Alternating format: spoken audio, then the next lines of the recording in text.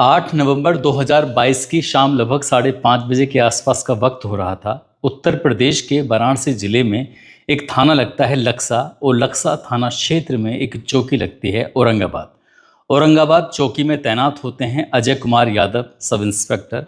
Sub inspector बहुत ज़्यादा खुश थे। खुश इसलिए थे क्योंकि उनका मकान बन रहा था, और मकान बन रहा था इसी ज़िले के रोहानिया थाने में एक जगतपुर जगह लगती है। जैसे ही वो अपनी बाइक से वहाँ अपनी जगह पर पहुँचते हैं, अपने निर्माणाधीन मकान के पास पहुँचते हैं, इसी बीच में बाइक पर सवार होकर 3 बदमाश आते हैं। और 3 बदमाश जैसे ही आते हैं, हालांकि अजय कुमार यादव ने वर्दी पहनी हुई थी, वर्दी पहनने के बावजूद भी तीनों बदमाश कहते हैं कि तुम बहुत दबंग बन रहे हो, तुम बहुत बदमाश बन रहे हो, तुम हमसे बड़े बदमाश कैसे हो सकते हो। जब ये बात कही जाती है तो अजय कुमार यादव को गुस्सा आता है। गुस्से में आने के बाद वो कुछ कह पाते, इसी बीच में एक के बाद 3 गोलियां चलती हैं। और जैसे 3 गोली चलती हैं तो अजय कुमार यादव के एक हाथ को आर पार करते हुए गोली लग जाती है, एक गोली सीने पे आकर लगती है, और तीसरी गोली ऐसी होती है जो पीठ को छूकर निकल जाती है। लेकिन अजय कुमार ने हिम्मत नहीं हारी, और इसके बावजूद भी उन 3 बदमाशों में से 2 बदमाश ऐसे होते हैं, उनको पकड़ लेते हैं, और पकड़ने के बाद पास में एक सूखी नहर थी, उसमें लेकर गिर जाते हैं। लेकिन बदमाशों ने जब खुद को गिरता हुआ देखा कि ये दरोगा भारी पड़ रहा है, लेकिन उन्हें ऐसा लग रहा था कि दरोगा 3 गोली खाने के बाद बचेगा नहीं। लेकिन जैसे ही बदमाश यहाँ से मौका पाते ही भाग जाते हैं, वो दरोगा उठता है। उठने के बाद वहाँ बहुत ज़ोर ज़ोर से चीखता है, चिल्लाता है। आसपास के लोग भी आ जाते हैं, लेकिन दरोगा इतनी हिम्मत थी कि खुद ही हॉस्पिटल पहुँच जाता है। हॉस्पिटल पहुँचने के बाद फिर बताता है कि मुझे किस तरह से 3 बदमाशों ने गोली मारी। यहाँ डॉक्टर इलाज करना शुरू कर देते हैं, और ये बात पूरे उत्तर प्रदेश में आग की तरह फैल जाती है कि एक दरोगा पर, जिसने वर्दी पहनी हुई थी, जिसने पिस्टल उसके हाथ में थी, उसकी पिस्टल को भी लूट कर भाग जाते हैं। 3 बदमाश आते हैं। पुलिस ने जब उनकी घेराबंदी करनी शुरू की है तो लगभग 12 दिन के बाद 2 बदमाश तो मौके पर मार दिए जाते हैं, और जो तीसरा बदमाश होता है उसको ढूंढने के लिए पुलिस को 3 साल 7 महीने और 13 दिन का वक्त लग जाता है। दरअसल ये तीनों ही सगे भाई होते हैं, और तीनों सगे भाइयों का पूरे प्रदेश यानी कि बिहार में आतंक था। इनके आतंक की शुरुआत कैसे होती है और कैसे इनका अंत होता है, आज की इस कहानी के माध्यम से यही जानने और समझने की कोशिश करते हैं। आदाब, नमस्कार, सत श्री अकाल। मैं उस्मान सैफी। बिहार का एक ज़िला है समस्तीपुर। समस्तीपुर ज़िले का थाना लगता है मोहिद्दीनपुर, और मोहिद्दीनपुर नगर का एक गांव लगता है गोलवा। नंद गोलवा का रहने वाला एक किसान होता है जिसका नाम शंकर सिंह होता है। उनकी पत्नी का नाम रेशमी देवी होती है। रेशमी देवी और शंकर सिंह को 5 बेटे पैदा होते हैं और 3 बेटियां पैदा होती हैं। बेटे का नाम रखा जाता है रजनीश सिंह, मनीष सिंह, बबुआ सिंह, लल्लन सिंह, पथरू सिंह। पथरू सिंह ये तो पांचों के पांचों भाई आराम से अपनी ज़िंदगी में जो भी कुछ करना था ठीक ठाक अपना कर रहे थे, ज़िंदगी को आगे बढ़ा रहे थे। इसमें जो रजनीश सिंह होता है, रजनीश सिंह पढ़ने लिखने में शुरू से ही होशियार होता है। उसने बैंक में पीओ का परीक्षा फार्म भरा, और परीक्षा फार्म भरने के लिए उसने पूरी तैयारी की थी, और वो एग्ज़ाम को पास कर देता है। लेकिन जब रिज़ल्ट की फ़ाइनल लिस्ट लगती है, फाइनल लिस्ट में उसका नाम नहीं आता, और नाम नहीं आने की वजह से रजनीश सिंह पूरी तरह से टूट जाता है, परेशान हो जाता है। सोचने लगता है कि आखिरकार करूं तो क्या करूं, फिर समझ में नहीं आता। तभी वो अपना फैसला करता है, मन से फैसला लेता है कि क्यों ना बदमाशी ही शुरू कर दी जाए। उसने बदमाशी के लिए कदम रखा, और बदमाशी के लिए न केवल वो अकेला बल्कि अपने भाइयों को भी साथ ले लेता है। इसमें जो पथुर सिंह होता है, इस भाई ने तो खैर ज़्यादा इस बाकी भाइयों से मतलब नहीं रखा, लेकिन बाकी 4 जो भाई होते हैं वो बदमाशी के राह पर ऐसे निकलते हैं कि पूरे प्रदेश भर में उनका नाम हो जाता है। पहली कहानी अगर इनकी सामने आती है तो वो कहानी होती है 8 अप्रैल 2016 की बात है। सुबह के 10 बजे के आसपास का वक्त हो रहा था। पटना में एक बाढ़ थाना लगता है, और बाढ़ थाना क्षेत्र में NH 31 पर गोरक्षणी एक जगह लगती है। वहाँ पर एक दरोगा होते हैं जिनका नाम होता है सुरेश ठाकुर। सब इंस्पेक्टर सुरेश ठाकुर एक कोर्ट का नोटिस लेकर कहीं जा रहे थे। इसी बीच में बाइक उनके पीछे से आती है, ओवरटेक करती है। ओवरटेक करने के बाद आवाज़ लगाती है, और आवाज़ लगाने के बाद एक के बाद एक 2 गोली मारी जाती हैं। जैसे ही सुरेश ठाकुर सब इंस्पेक्टर को 2 गोली मारी जाती हैं, 2 गोली लगते ही सुरेश ठाकुर ज़मीन पर गिर जाते हैं और उनकी मौके पर ही मौत हो जाती है। उनकी मौत की खबर जब पूरे इलाके में फैल जाती है, पूरे प्रदेश भर में फैल जाती है, लेकिन ये नहीं पता चल पा रहा था कि आखिरकार हत्याकांड को अंजाम किसने दिया है। पुलिस ने जब इस मामले में अपनी लेवल से जांच पड़ताल करना शुरू किया तो पता चलता है कि किसान जिसका नाम शंकर सिंह है, शंकर सिंह जो कि समस्तीपुर के नंद गोलवा का रहने वाला होता है, उसका एक बेटा है जिसका नाम है लल्लन। लल्लन और नक्सलियों का शायद इसमें जुगलबंदी थी, वहीं से ही इस दरोगा की हत्या हुई थी। फिर इसके बाद कहानी आगे बढ़ जाती है और कहानी जब आगे बढ़ती है तो 24 सितंबर 2016 की बात है। बिहार के पटना एक जिला, पटना ज़िला है, पटना ज़िले का ही एक इलाका लगता है फटुआ, और फटुआ इलाके की ये बात है। दरोगा होता है आर चौधरी। आर चौधरी भी जैसे क्या पहले सुरेश ठाकुर को गोली मारी जाती है, ठीक इसी अंदाज में इस आर चौधरी को भी गोली मारी जाती है। वो अपने बाइक से जा रहे हैं और पीछे से उनकी बाइक से कोई पीछा करता है। पीछा करने के बाद एक के बाद एक कई गोलियां मारता है। कई गोली मारने के बाद दरोगा की हत्या कर देता है। जब ये घटना होती है तो इस घटना ने भी पूरे इलाके को सोचने पर मजबूर कर दिया था। खासकर पुलिस महकमे में एक तरह की डर बैठ गया था कि आखिर ऐसा कौन है कि पुलिस का पीछा करता है, पीछा करने के बाद उसको गोली मार देता है। पुलिस इसी आरोपियों की तलाश में थी, पर पकड़ने की फिराक में थी, लेकिन जब उनकी फिराक में लग जाती है तो पता चलता है कि इसमें कोई और नहीं, समस्तीपुर के जो भाई हैं उन भाइयों का ही इसने पूरा करा धरा है। अगली तारीख आती है 6 मार्च 2017 की बात है। सोमवार का दिन था, सुबह के लगभग 10:30 बजे के आसपास का वक्त हो रहा था। बिहार में ही पटना है, पटना का ही एक थाना लगता है बेलछी, और बेलछी थाना क्षेत्र का एक गांव लगता है बाघा टिल्हा। बाघा टिल्हा में ही पंजाब नेशनल बैंक की एक शाखा है। सुबह के 10:30 बजे के आसपास एक बुलेरो कार आती है। बुलेरो कार के अंदर कैश रखा हुआ था। कैश को लेकर 2 गार्ड आते हैं और एक ड्राइवर जो उस गाड़ी को चला कर लेके आया था। इससे पहले कि उस कैश जो रखा हुआ था उसमें एक बक्सा रखा था, उस बक्से को पीएनबी की शाखा के अंदर रखते, इसी बीच में एक बाइक आती है और बाइक सवार जो बदमाश होते हैं उन्होंने एक के बाद एक गोलियां बरसाना शुरू कर दिया। अंधाधुंध गोलियां बरसा रहे थे और जैसी गोलियां चल रही थी तो जितने भी यहाँ आसपास में लोग होते हैं सब के सब डर जाते हैं और सहम जाते हैं। सबसे ज़्यादा सहम जाते हैं जो गार्ड बैठे हुए थे उस बुलेरो कार के अंदर, जो ड्राइवर बैठा हुआ था। उन्होंने दोनों गार्डों को गोली मार दी, साथ ही जो ड्राइवर होता उसको गोली मार दी। दोनों गार्डों के नाम होते हैं योगेश्वर दास, जिसकी मौके पर ही मौत हो जाती है। दूसरा गार्ड होता है सुरेश कुमार, उसकी भी मौके पर मौत हो जाती है। और जो ड्राइवर होता है जिसका नाम होता है आनंद कुमार, उसकी भी मौत हो जाती है। तीनों की मौत होने की वजह से जो आसपास के इलाके में दहशत फैल जाती है। पास में आने की किसी ने हिम्मत नहीं की और ये तीनों भाई मिलने के बाद, जिसका नाम होता है रजनीश सिंह और दूसरे भाई का नाम होता है मनीष सिंह और तीसरे भाई का नाम होता है लल्लन सिंह, तीनों मिलने के बाद बुलेरो कार के अंदर रखा हुआ लगभग 60 लाख रुपए का कैश होता है, उसको लेकर भाग जाते हैं, फरार हो जाते हैं। लेकिन पुलिस के लिए ये बहुत बड़ा सरदर्द हो चुका था कि पहले ही 2 दरोगाओं की हत्या हो चुकी थी, इधर 3 हत्याएं और एक साथ हो जाती हैं जिसमें 60 लाख का कैश भी लूट लिया जाता है। तो जाहिर सी बात है बिहार पुलिस के लिए ये बहुत बड़ी मुसीबत बन जाती है। बिहार पुलिस में पटना के उस वक्त एसएसपी हुआ करते थे मनु महाराज। मनु महाराज ने जब ये ठान लिया कि आखिरकार ये घटना जिसने भी इसको अंजाम दिया है उसको हर हाल में गिरफ्तार किया जाएगा, पकड़ा जाएगा, इसलिए उन्होंने जाल बिछाना शुरू कर दिया और इनको मौका मिल जाता है। जब मौका मिलता है तो ये ज़िला समस्तीपुर से ही 29 मार्च 2017 को आखिरकार इन तीनों भाइयों को घेराबंदी करने के बाद गिरफ्तार कर लिया जाता है। जहां वो रहते हैं समस्तीपुर में, उनका एक थाना लगता है मोहिद्दीन नगर। उस मोहिद्दीन नगर इलाके में ही जब घेराबंदी की जाती है तो तीनों भाइयों को गिरफ्तार कर लिया जाता है। गिरफ्तार करने के बाद उनके पास से 45 लाख रुपए की जो रकम थी वो भी बरामद कर ली जाती है, क्योंकि मौके से वो लगभग 60 लाख रुपए का कैश लेके गए थे। एसएसपी ने इन्हें गिरफ्तार किया। गिरफ्तार करने के बाद बेउर जेल लगती है, बेउर जेल में उनको बंद कर दिया। और जब बेउर जेल में इन्हें बंद कर दिया जाता है तो उसके बाद फिर ये लंबे समय तक बंद रहते हैं। साल 2017 में इन्हें गिरफ्तार करके जेल में बंद कर दिया गया था और साल 2022 आ जाता है। इस बीच में उनकी 74 तारीखें पड़ती हैं, यानी कि जेल से बेउर से वो सीधा बाढ़ अदालत होती है, वहाँ जाते हैं, अपनी तारीख करके वापस लौट के चले आते हैं। इस तरह से लगभग 74 बार उन्होंने तारीखों पर आना जाना उनका लगा रहा।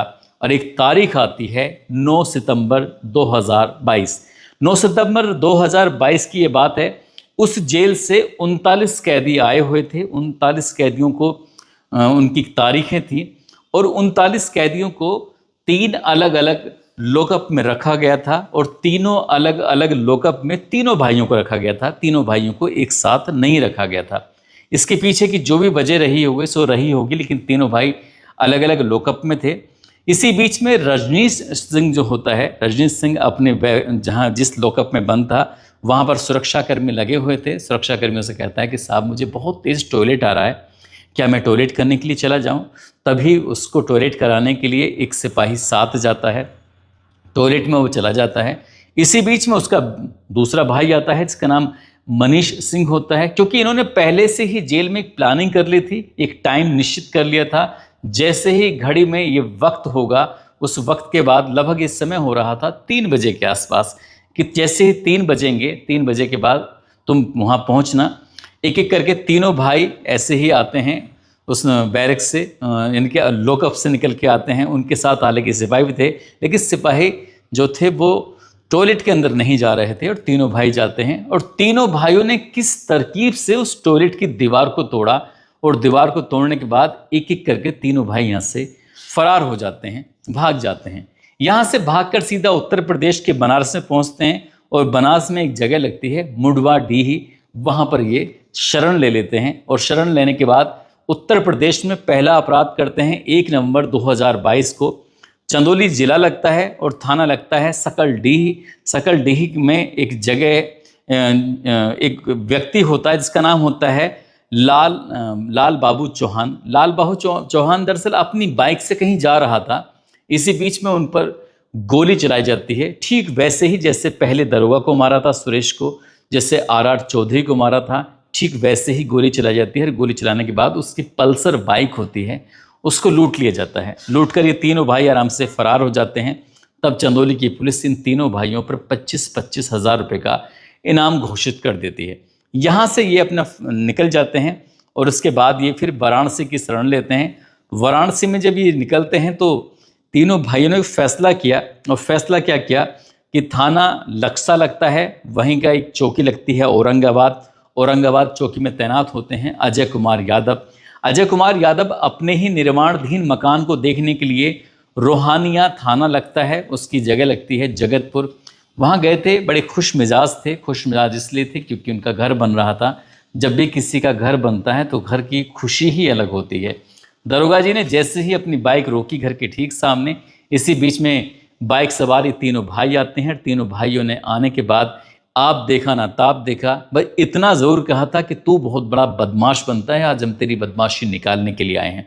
ये जैसे ही दरोगा सुनते हैं, इससे पहले कि दरोगा कुछ कदम उठा पाता, तुरंत ही तीनों भाइयों ने गोली चलाना शुरू कर दिया। और जैसी गोली चलाई जाती है तो दरोगा के एक तो सीने पे गोली लगती है, दूसरी गोली हाथ को आर पार करते हुए निकल जाती है दाहिने हाथ में, और तीसरी गोली कमर को छू के निकल जाती है। हालांकि दरोगा ने हिम्मत नहीं हारी और उनमें से 2 भाइयों को पकड़कर वहीं पास में नहर थी, नहर में गिरा लेते हैं और बहुत ज़ोर ज़ोर से चीखते हैं, चिल्लाते हैं, पब्लिक को आवाज़ लगाते हैं ताकि मदद मिल जाए, लेकिन किसी की मदद नहीं आती। तीनों भाई मौका पाते ही यहाँ से भाग जाते हैं। दरोगा घायल अवस्था में ही दौड़ता हुआ सीधा हॉस्पिटल पहुँच जाता है और गंभीर हालत में दरोगा को भर्ती कराया जाता है। दरोगा हालांकि बच जाता है, लेकिन हालत बहुत ज़्यादा सीरियस थी और डॉक्टरों को भी काफ़ी मशक्क़त करनी पड़ती है। लेकिन ये बात पूरे उत्तर प्रदेश में आग की तरह फैल जाती है और ये उत्तर प्रदेश पुलिस के लिए बड़ा चैलेंज हो जाता है। जब इन तीनों भाइयों के बारे में पता किया जाता है तो इनकी अच्छी खासी अपराध की हिस्ट्री थी और पुलिस ने फिर इन तीनों भाइयों की घेराबंदी करना शुरू कर दिया। जब पुलिस ने घेराबंदी करना शुरू किया तो 12 दिन के बाद पुलिस को सफलता मिलती है और तारीख आती है 21 नवंबर 2022।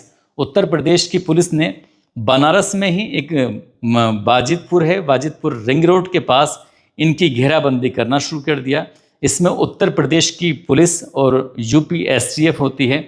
जब घेराबंदी की जाती है तो रजनीश सिंह और मनीष सिंह ये दोनों एनकाउंटर में मारे जाते हैं, यानी कि ढेर हो जाते हैं।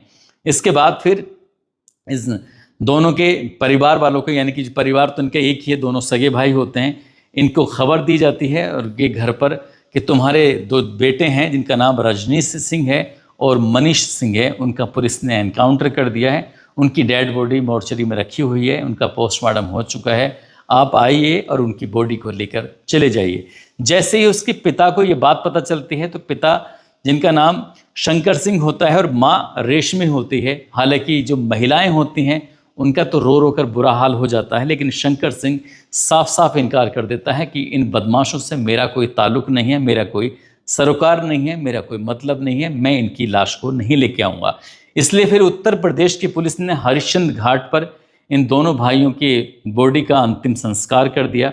इधर जो लल्लन सिंह था वो फरार हो जाता है और लल्लन सिंह पर फिर पुलिस 1 लाख रुपए का इनाम घोषित कर देती है। चंदौली थाने ने पहले ही 25,000 का इनाम घोषित कर दिया था, अब बनारस की पुलिस ने भी 1 लाख का इनाम कर दिया, तो ये 1.25 लाख का इनाम ही हो जाता है।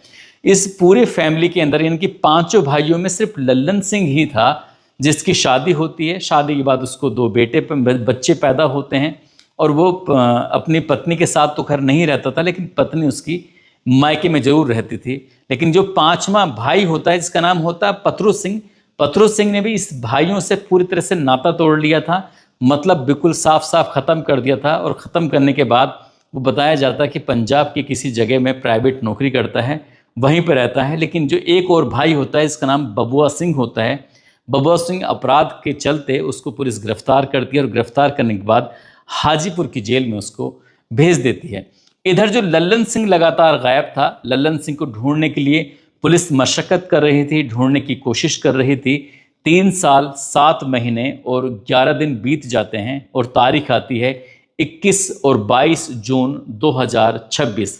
रात का ये वक्त था। दरअसल बताने वाले बताते हैं, पुलिस सूत्र ये कहते हैं कि लल्लन सिंह अपने परिवार या अपने किसी दोस्त या फिर रिश्तेदार के संपर्क में आ चुका था और जैसे ही वो संपर्क में आया था, क्योंकि पुलिस उसको ढूंढने की फिराक में लगी हुई थी, इधर पुलिस ने अपने मुखबिर भी लगाए हुए थे, तो लल्लन सिंह के बारे में पूरी सटीक जानकारी मिल जाती है। और जानकारी मिलती है कि उत्तर प्रदेश के सहारनपुर में सरसावा और नकुड़ रोड पर उसकी आमद आएगी, यानी कि वो उधर से गुजरता हुआ दिखाई देगा। और जैसे ही पुलिस को पता चलता है तो उत्तर प्रदेश की पुलिस ने और यूपी एसटीएफ ने घेराबंदी की, जाल बिछाया और जाल बिछाने के बाद आखिरकार इसको गिरफ्तार करने की कोशिश की, लेकिन गिरफ्तारी के इसने बचने की कोशिश की और पुलिस पर लगातार ताबड़तोड़ ये गोलियां चलाना शुरू कर देता है। लेकिन पुलिस ने आत्मरक्षा के चलते जब गोली चलाते हैं तो फिर सामने लल्लन सिंह गोलियों से छलनी होता है, यानी कि उसको गोली लग जाती है और वो मारा जाता है। जैसे ही लल्लन सिंह के मारे जाने की खबर सोशल मीडिया के माध्यम से पता चलती है तो फिर उत्तर प्रदेश ही नहीं पूरे बिहार में इस बात की चर्चा होनी शुरू हो जाती है कि जिसका आतंक था, चाहे वो लल्लन सिंह हो, रजनीश सिंह हो, मनीष सिंह हो, तीनों भाइयों का बेहिसाब तरीके से आतंक था। उन्होंने कई लोगों की हत्याएं की थी। इसमें पूरी जानकारी इस तरह से प्राप्त भी होती है। जो ये लल्लन सिंह होता है, इसने लगभग 7 हत्याओं में शामिल रहा था, जिसमें 2 दरोगा भी बताए जाते हैं और भी कई मामले थे। हालांकि इसमें जो भी मामले हमें मिलते हैं उस हिसाब से मैंने आपको जानकारी भी दी। अब जैसे ही लल्लन सिंह का एनकाउंटर होता है, लल्लन सिंह के एनकाउंटर के बाद परिवार को फिर सूचना दी जाती है कि तुम्हारे बेटे का एनकाउंटर हो चुका है, वो मारा जा चुका है, उसकी बॉडी मोर्चरी में रखी हुई है, वहाँ से लेके जाओ और उसका अंतिम संस्कार कराओ। तो परिवार के लोगों के पास जब सूचना पहुँचती है, खासकर माँ कहती है कि वो एक हाथ से और एक पैर से पैरालाइज हो चुकी है, उस पर उसकी जो स्थिति है बहुत ज़्यादा ख़राब है। जो इसके पति हैं शंकर सिंह, वो भी एक हाथ और एक पैर से पैरालाइज हो चुके हैं और वो बीमार रहते हैं क्योंकि उनके बच्चे उनके साथ रहते नहीं हैं। 3 बेटे तो मारे जा चुके हैं, 1 बेटा जेल में है और जो 5वां बेटा है वो पंजाब में कहीं नौकरी करता है। हालांकि 3 बेटियां हैं, वो भी ज़्यादा इनसे मतलब नहीं रखती हैं, वो दाने दाने को पूरी तरह से मोहताज हैं। वो कहते हैं कि हम अपने बेटों से कोई मतलब नहीं रखना चाहते क्योंकि वो हमारे लिए पहले ही मर चुके हैं। जिसने भी अपराध की दुनिया में कदम रखा उस बेटे से इन माँ और बाप ने दोनों ने नाता तोड़ लिया, रिश्ता तोड़ लिया और वो फ़िलहाल अकेली ज़िंदगी जी रहे हैं। लेकिन जिस तरह की ज़िंदगी जी रहे हैं, इस तरह की ज़िंदगी शायद किसी को जीनी नहीं चाहिए, क्योंकि कहते हैं कि पूत कपूत तो क्यों धन संचे, पूत सपूत तो क्यों धन संचे। यहाँ पूत जो निकले वो इन्होंने पूरा इस कदर बुज़ुर्गों को परेशान कर दिया कि आज पूरा बिहार इन्हीं के बारे में चर्चा कर रहा है कि 5 बेटे होने के बाद भी इनके पास एक भी बेटा नहीं है। 3 मारे जा चुके हैं, एक जेल में है और एक डर की वजह से बाहर नौकरी कर रहा है। दोस्तों, इस पूरे घटनाक्रम को सुनाने का उद्देश्य किसी को परेशान करना नहीं है, किसी का दिल दुखाना नहीं है, बल्कि आपको जागरूक करना है, आपको सचेत करना है और आपको बताना है कि वो बिहार में भले ही चाहे अपराध कर रहे थे, लेकिन यहाँ पर एक दरोगा पर जिस तरह से उन्होंने गोली चलाई, गोली चलाने के बाद वो अपना वर्चस्व भी यहाँ कायम करने की शायद फिराक में थे, कोशिश में थे, लेकिन यहाँ उन्हें मौका नहीं मिल पाता है। हालांकि इस बीच में ये भी नहीं पता चलता है कि साल 2022 से 2026 तक लल्लन सिंह कहाँ पर छिपा रहा है, उसने क्या क्या अपराध किया, क्या क्या अपराध नहीं किया। शायद पुलिस को ये सब जानने का मौका नहीं मिल पाया क्योंकि मुठभेड़ में वो मारा जाता है। दोस्तों, जाते जाते विशाल सिंह हैं और राम सिंह कुशवाहा हैं जो कि मध्य प्रदेश के रहने वाले हैं। आज इनका जन्मदिन है, इनको जन्मदिन की ढेरों सारी शुभकामनाएं, बहुत बहुत मुबारकबाद। और कुछ लोगों ने नाम लेने की अपील की है, जिसमें अररिया से राजा खान हैं, नागपुर से कार्तिक, नैनीताल से मोबिन मिर्ज़ा हैं, बिहार से बिट्टू राज, अफजल अंसारी, निज़ाम खान, राम प्रवेश, उत्तर प्रदेश से संदीप कुमार, बदौन से नीरज चौहान, आजमगढ़ से सविता सिंह, मुस्तफ़ा शेख जोधपुर से, मोहम्मद जसीम अंसारी गया से, मोहम्मद फैसल, मोहम्मद नोमान अररिया से, समर वर्मा बलिया से। आप सब लोग अपना ख्याल रखें, सुरक्षित रहें। जय हिंद, जय भारत।